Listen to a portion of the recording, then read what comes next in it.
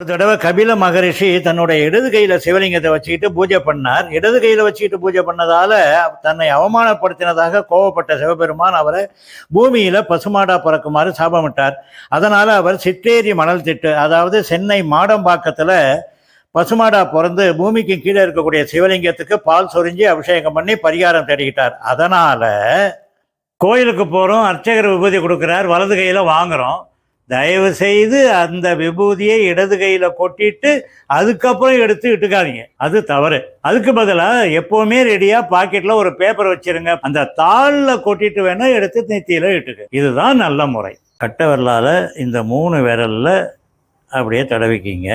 அண்ணாந்து மந்திரமாவது நீர், வானவர் மேலது நீர், சுந்தரமாவது நீர், துதிக்கப்படுவது நீர், தந்திரமாவது நீர், சமயத்தில் வருவது நீர், செந்துவர்வாய் உமைபங்கன் திரு ஆலவாயான் திருநீரேன்னு சொல்லி நாம் திருநீர் இட்டுக்கணும்.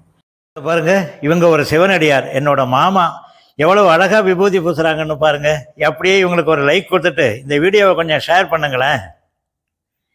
இப்போ கொஞ்சமாக எடுக்கிட்டா போதும்னு நினைக்கிறீங்களா? இந்த மோதிர விரல் பெருவிரல் இதால் மட்டுமாவது எடுத்து கீழே சிந்தாமல் மோதிர விரலால் விபூதி இட்டுக்குங்க. இப்போ மந்திரமாவது நீர் சொல்லிக்கங்க.